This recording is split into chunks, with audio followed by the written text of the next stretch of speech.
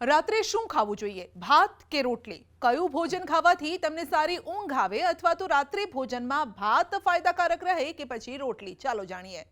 કેટલાક લોકો રાત્રે રોટલી ખાવાનું પસંદ કરે છે જ્યારે કેટલાક ભાત ખાય છે. આ બંને ખોરાક દેશનો મુખ્ય ખોરાક છે જે લગભગ દરેક વ્યક્તિ દિવસના કોઈને કોઈ સમયે ખાતા હોય છે. કેટલાક લોકો દિવસ કે રાત ક્યારેય ભાત ખાતા નથી કારણ કે તેમને એવું લાગે છે કે તેનાથી વજન વધે છે, પેટ ભારે લાગે છે. આવી સ્થિતિમાં જો તમને રોટલી અને ભાત વચ્ચેનો તફાવત સમજાતો નથી તો સ્વાસ્થ્ય માટે કયો વિકલ્પ સારો એ જાણવું જરૂરી છે, જે આજે અમે આપને સમજાવીશું. જો કે રોટલી હોય કે ભાત, બંનેના ફાયદા, અસર અને ગેરફાયદા વ્યક્તિની જીવનશૈલી, સ્વાસ્થ્ય લક્ષ્યો અને પાચન ક્ષમતા પર આધાર રાખે છે. કેટલાક લોકો માને છે કે ભાત ખાવાથી વજન વધે છે અને ડાયાબિટીસમાં ખાંડનું સ્તર વધી શકે છે. વાત કરીએ રોટલીની, તો રોટલી ઘઉંના લોટમાંથી બનાવવામાં આવે છે. તેમાં ફાઇબર, પ્રોટીન અને જટિલ કાર્બોહાઈડ્રેટ્સ ભરપૂર માત્રામાં હોય છે. આ પોષક તત્વો ધીમે ધીમે ઉર્જા મુક્ત કરે છે, જેનાથી પેટ લાંબા સમય સુધી ભરેલું લાગે છે. રોટલી ખાવાના ફાયદા છે. જ્યારે તમે રોટલી ખાઓ છો ત્યારે તે બ્લડ શુગર લેવલને નિયંત્રિત કરે છે અને તે જ સમયે રોટલીનો ગ્લાયકેમિક ઇન્ડેક્સ ચોખા કરતાં ઘણો ઓછો હોય છે. આનાથી ખાંડનું સ્તર પણ સ્થિર રહે છે. રોટલીમાં વધુ ફાઇબર હોય છે. ફાઇબર પેટને લાંબા સમય સુધી ભરેલું રાખે છે અને જેના કારણે તમે ઓછું ખાવ છો, તમને ભૂખ ઓછી લાગે છે અને આ રીતે ભાતની સરખામણીમાં રોટલી ખાવાથી વજન નિયંત્રિત કરી શકાય છે. રોટલીમાં ફાઇબરનું પ્રમાણ વધુ હોવાથી તે પાચન શક્તિને સારી રાખે છે. કબજિયાત, પેટનું ફૂલવું વગેરે જેવી સમસ્યાઓ થતી નથી. ફાઇબર પાચન તંત્રને મજબૂત રાખવામાં મદદ કરે છે. રોટલી ક્યારે ન ખાવી જોઈએ તે પણ જાણી લો. જો તમને કબજિયાત હોય કે પાચન સંબંધિત સમસ્યા હોય તો રોટલી ખાવાથી પેટ ભારે થઈ શકે છે. આવી સ્થિતિમાં જ્યારે તમે રાત્રે રોટલી ખાવ છો અને સૂઈ જાઓ છો ત્યારે તેને પચવામાં વધુ સમય લાગી શકે છે. હવે વાત કરીએ ભાતની. ભાત ખાસ કરીને સાદા ભાત અથવા તો ખીચડી સ્ટાર્ચથી ભરપૂર હોય છે અને સરળતાથી પચી જાય છે. રાત્રિ ભોજન માટે તેને હળવો અને આરામદાયક વિકલ્પ પણ માનવામાં આવે છે.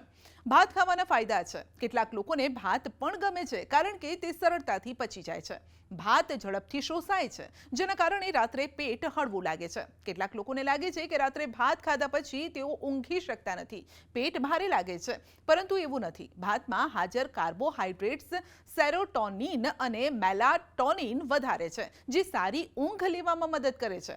ચોખામાં સોડિયમનું પ્રમાણ ઓછું હોય છે, જે હાઈ બ્લડ પ્રેશર ધરાવતા લોકો માટે ફાયદાકારક છે. તમારે ભાત ક્યારે ન ખાવો જોઈએ તે પણ જાણી લો. વજન ઓછું કરવા માંગતા લોકોએ મર્યાદિત માત્રામાં સફેદ ચોખા ખાવા જોઈએ. ડાયાબિટીસથી પીડિત લોકોએ પણ ઓછા ભાત ખાવા જોઈએ, નહીતર ખાંડનું સ્તર ઝડપથી વધી શકે છે. હવે રોટલી કે ભાત, શું સારું તે જાણીએ. રાત્રિ ભોજનમાં રોટલી અને ભાત બંનેના અલગ અલગ ફાયદા છે. વજન નિયંત્રિત કરવા, બ્લડ શુગરને સંતુલિત રાખવા માટે રોટલી વધુ સારી છે, જ્યારે કે ભાત સારી ઊંઘ લાવવામાં મદદ કરે છે. તે સરળતાથી પચી પણ જાય છે અને હવે તમે તમારા શરીર, સ્વાસ્થ્ય અને જીવનશૈલીને ધ્યાનમાં રાખીને આ બંનેમાંથી વધુ સારો વિકલ્પ પસંદ કરી શકો છો. એક ડાયટિશિયન તરીકે મને એ સવાલ વારંવાર આવતો હોય છે કે રાતના જમવામાં આપણે ભાત ખાવા જોઈએ કે રોટલી. તો એનો આન્સર ડિપેન્ડ કરે છે કે આપણે કઈ ક્વોલિટીનું, કેટલા પ્રપોર્શનનું, કઈ રીતે બનાવીએ છીએ અને આપણી લાઈફસ્ટાઈલ કેવી છે. જો આપણે રોટલીની વાત કરીએ તો અગર જો એ હોલ વ્હીટ ફ્લાર અથવા તો બીજા કોઈ ફાઈબરવાળા ફ્લારની હોય તો તે આપણું બ્લડ શુગર સ્પાઇક ઓછું થવા દે છે, વધારે સમય સુધી આપણું પેટ ભરેલું રાખે છે. અને ભાત ફાઈબર રહિત હોય છે એટલે શુગર સ્પાઇક્સ આપે છે.